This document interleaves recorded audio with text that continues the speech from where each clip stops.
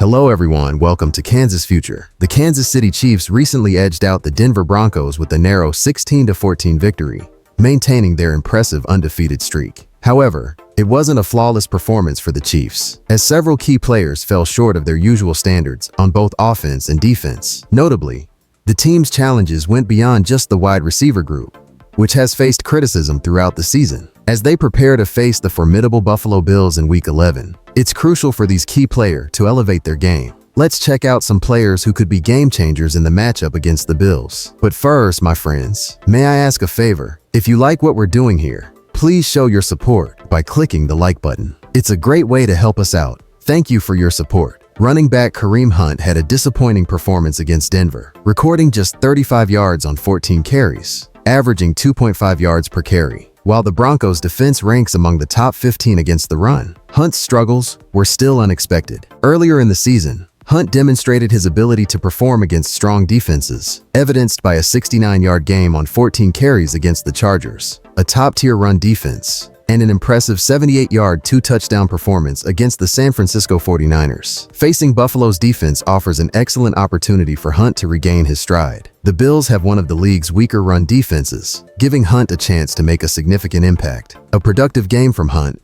would relieve some of the pressure on Patrick Mahomes and enhance the offense's versatility. Cornerback Trent McDuffie, a former All-Pro, had a tough day against the Broncos, allowing Courtland Sutton to catch 6 receptions on 9 targets for 70 yards, including a 32-yard touchdown. McDuffie's struggles didn't end there, as Sutton converted a critical third down late in the game, setting up a potential game-winning field goal that was blocked by Leo Chenal's clutch play. In Week 11, McDuffie will likely match up against the talented Amari Cooper. Despite dealing with a wrist injury, Cooper is expected to return in time for the game, making this a key matchup. McDuffie's performance will be crucial in containing Cooper, who may lack Sutton's speed, but compensates with veteran skills. Chiefs fans are eager to see McDuffie bounce back as a shutdown presence on the field. DeAndre Hopkins,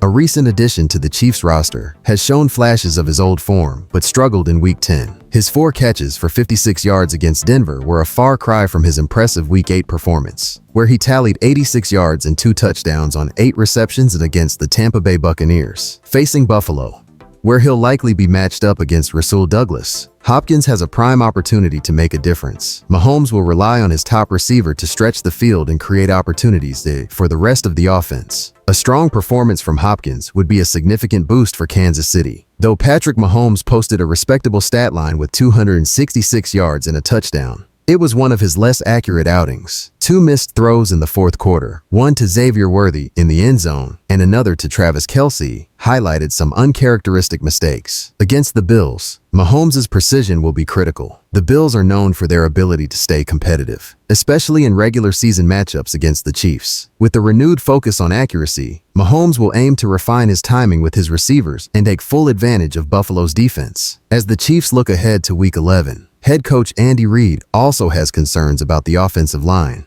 particularly at left tackle. Wanya Morris, the starting left tackle, exited early in the second quarter with a knee injury, forcing rookie Kingsley Suamataia to step in. Suamataia has shown promise but has struggled in recent performances, raising questions about the stability of the position. In his weekly press conference, Reid provided an update on Morris's status, stating that he expects Morris to be available, although his recovery will be closely monitored. When asked about potentially reaching out to last year's starter, Donovan Smith, Reid deferred to general manager Brett Veach, highlighting Veach's role in evaluating potential roster moves. Smith, a veteran tackle with playoff experience, could provide much-needed depth if Morris's injury persists. Reid emphasized his commitment to developing the young tackles, but acknowledged that Veach would consider options to ensure Mahomes' protection. Given the current situation, adding Donovan Smith to the roster seems plausible. The 31-year-old free agent, who previously started 12 games for the Chiefs, has been rumored to be awaiting a call from Kansas City. Smith's experience and familiarity with the Chiefs' system make him an appealing option, especially as Suamataia continues to develop. If Morris is unable to play or faces further complications, signing Smith could provide the Chiefs with a reliable veteran presence. This would also alleviate pressure on Suamataia, who has allowed 3 sacks and committed 3 penalties in limited snaps. Ensuring Mahomes' blind side is secure remains a top priority as the Chiefs prepare for the challenges ahead. With Week 11 quickly approaching, the Chiefs must rally these key players to overcome recent setbacks. Strong performances from each will not only boost the team's chances against the Bills, but also solidify Kansas City's standing as a championship contender. Chiefs fans have much to look forward to, and these bounce-back performances could make all the difference. What do you think? Will Kareem Hunt and DeAndre Hopkins step up against Buffalo's defense? Do you believe Trent McDuffie can shut down Amari Cooper? Or could it be another tough day in coverage? And with Mahomes aiming to sharpen his accuracy, what are your expectations for his performance? Should Brett Veach bring in Donovan Smith? Leave your overall opinions in the comments. And let's be honest, Buffalo wants this game badly. And if I were a Bills fan, I would want it just as much. The Chiefs have dominated them in the playoffs, and this feels like a revenge game for Buffalo. But let's be clear, the true revenge game isn't during the regular season. It's in the postseason. We'll see if Buffalo is up to the task when it matters most. Personally, I don't think their defense is that strong, and I believe the Chiefs could exploit that in the playoffs. While this game is still important and will have major playoff implications, I'm not overly concerned about the outcome. Whether we win or lose in the regular season doesn't matter as much to me because I care about what the Chiefs do in January and February. Historically, teams like the Buffalo Bills and Baltimore Ravens have put up great numbers in the regular season, only to get knocked out in the first or second round of the playoffs. The Chiefs are different. They cruise through the regular season without showing their full hand. But once it's playoff time, they shift into another gear, something Buffalo hasn't been able to adjust to. They just can't beat a Chiefs team playing its best football. So,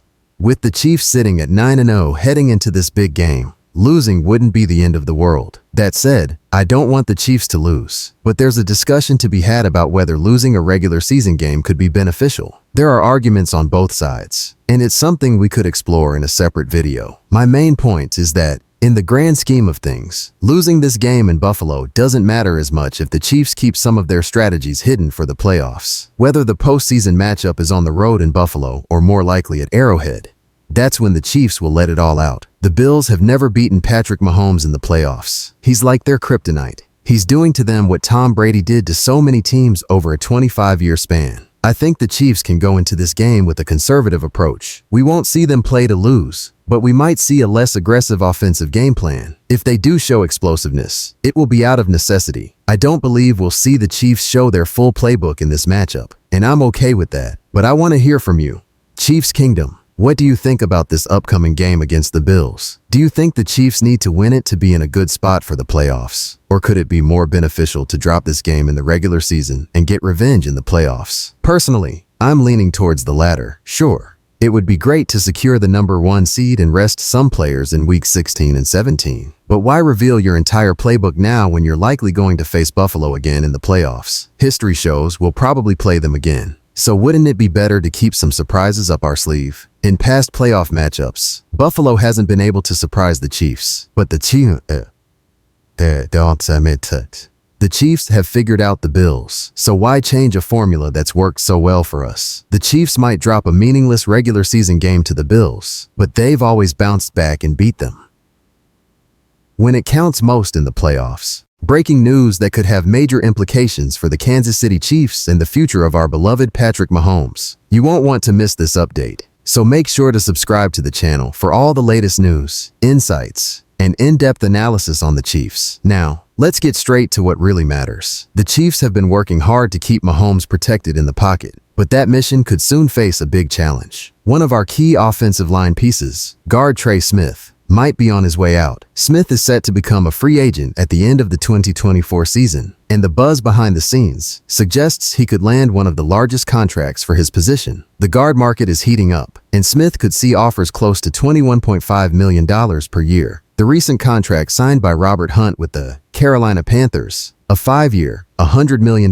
deal, sets the bar high. Smith and his agents will undoubtedly push for a deal that matches or exceeds this value, which could be tough for the Chiefs to accommodate given their current salary commitments. Trey Smith isn't just any player. Drafted in the 6th round in 2021, he has become a true gem for Kansas City. With 59 games under his belt and 2 Super Bowl victories, Smith has established himself as one of the most reliable players on the offensive line. His protection of Mahomes has been crucial to the Chiefs' success, as they currently lead the league and aim for a 3rd consecutive Super Bowl win. However, once the season ends, the focus will shift to roster building for the next year, and losing Smith could pose serious challenges for the team's future plans. Pro Football Focus rated Smith's performance in 2024 with an impressive score of 80.5, ranking him among the top guards in the league. He excels in both pass protection and run blocking, boasting a 76.8% win rate. These stats make him a hot target for other teams and underscore the potential impact of his departure. If Mahomes loses a key protector like Smith, it could force him to improvise more often, increasing his risk and potentially disrupting the offensive flow. Replacing Trey Smith won't be easy. Investing in a new guard, either through free agency or the draft, wouldn't guarantee the same level of performance that Smith brings to the table. However, keeping Smith would require tough financial decisions, especially with stars like Mahomes and Travis Kelce already taking up significant portions of the payroll. The Chiefs will have to weigh whether retaining Smith is viable without compromising other critical areas of the roster. Looking ahead to 2025, the Chiefs will need to find a balance between talent and budget. With Smith on the field, running back Isaiah Pacheco has benefited from strong blocking, which opens up opportunities for big plays in the ground game. Without Smith, Pacheco could face less effective blocking, limiting his impact. This is a delicate situation, Chiefs fans. The potential departure of Trey Smith raises important questions about the team's future. As an expert, I view this with concern, but also with a sense of hope. Let me explain. First, the immediate impact of losing Trey Smith would be significant. He has been a fortress for Mahomes and one of the most consistent guards in the league,